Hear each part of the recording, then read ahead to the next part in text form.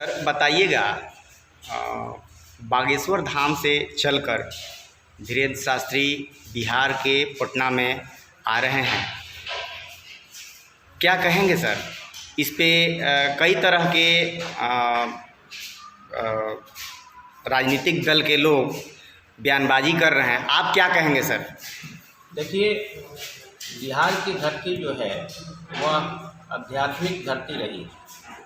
यहाँ एक से एक संत परंपरा के लोग रहे हैं और धीरेन्द्र शास्त्री जी भी संत हैं। किसी भी संत को कहीं भी जाकर प्रवचन करने में कोई मनाही नहीं होनी चाहिए, लोकतंत्र है। लेकिन कुछ लोग राजनीति के दृष्टिकोण से शास्त्री जी का विरोध करना शुरू किया है। मुझे लगता है कि ऐसे लोगों के बारे में अगर मुझसे पूछा जाए तो कुछ सिरफिरे लोग ही ऐसा कर सकते हैं। संत की कोई जाति नहीं होती, संत संत है। और अगर धीरेन्द्र शास्त्री जी कहते हैं कि भाई भारत एक हिंदू राष्ट्र है, इसके नाम पर उनका विरोध किया जा रहा है, तो मैं दावे के साथ कहता हूँ कि धीरेन्द्र शास्त्री जी 100% सही कह रहे हैं। यहाँ पैदा होने वाला किसी भी संप्रदाय का कोई भी व्यक्ति पैदा होता है वह हिंदू होता है, उसके बाद उसके संस्कार बदले जाते हैं, वो अन्य संप्रदायों में जाता है। जैसे पैदा जब कोई इस्लाम धर्म के लोगों से भी पूछ लीजिए, वह पैदा होता है तो जैसे हिंदू पैदा होता है वैसे वह भी पैदा होता है, लेकिन इस्लाम में उसको जाना है इसलिए उसका सुन्नत कराया जाता है, तब वह इस्लामीकरण उसका होता है। पहले तो वह हिंदू ही होता है। ईसाई धर्म के लोगों से भी पूछिए, पैदा होते हैं तो जैसे सब हिंदू पैदा होते हैं वैसे पैदा होते हैं, लेकिन उनका बपतिस्मा जब तक नहीं होता है तब तक ईसाई नहीं बनते। इसी तरह अन्य संप्रदाय के लोग, सबसे बड़ी बात है कि यहाँ जो कुछ सिरफिरे नेता हैं उनको धर्म और संप्रदाय में अंतर ही नहीं समझ में आता है। धर्म क्या है, संप्रदाय क्या है? संप्रदाय वह होता है जिसका कोई एक व्यक्ति, इसमें अंग्रेजी में प्रोफेट लोग कहते हैं, कोई एक ग्रंथ जो वह कह दिया वही सही है, वह सब संप्रदाय है। लेकिन धर्म का मतलब होता है कि साधारण के लिए वह कोई एक व्यक्ति का रचित कोई चीज़ नहीं होता है। सनातन धर्म है हमारे यहाँ, और सनातन धर्म के नाम पर बाबा अगर कहते हैं कि भारत हिंदू राष्ट्र होगा है तो कोई गलती नहीं। अभी पप्पू यादव का एक बयान सामने आया था कि वो बोले कि मैं किसी आबा ढाबा बाबा को नहीं जानता, क्या कहेंगे सर?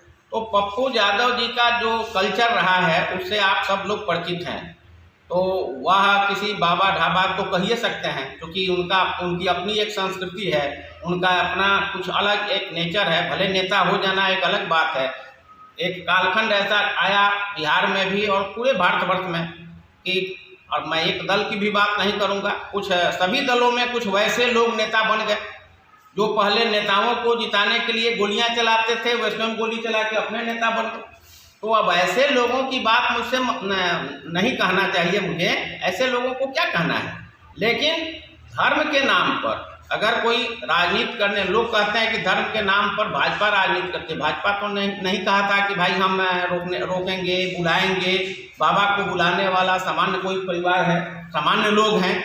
लेकिन आपने शुरू किया, और आप जब शुरू किए तो आप अगर गलत करते हैं तो गलत का जवाब तो हम देंगे, और यह सरासर गलत हो रहा है। बिहार किसी एक व्यक्ति की नहीं है, किसी एक व्यक्ति की जागीर नहीं है कि वह अपने जमींदारी में किसी को नहीं आने देगा।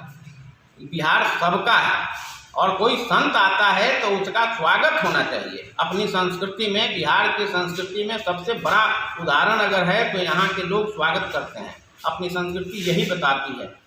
तो आप रोक रहे हैं, इसका मतलब है कि आपके दिमाग में दूसरा कुछ है नहीं।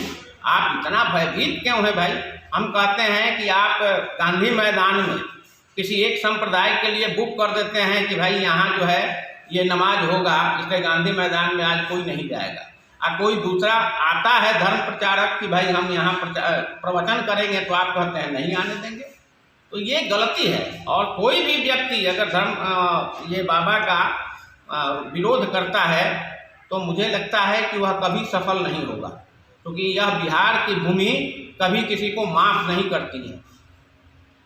दावे के साथ कहता हूँ कि बाबा यहाँ आ रहे हैं, उनके प्रवचन से कुछ जो लोगों को सीख मिलनी चाहिए वह मिलेगी। और मैं इन सारे लोगों से आग्रह करता हूँ, जिन लोगों ने विरोध किया है, कि आपको सद्बुद्धि दे भगवान, आप भी चलें वहाँ, ताकि आपकी आगे वाली पीढ़ी सुधर जाए और आपको सद्बुद्धि मिले।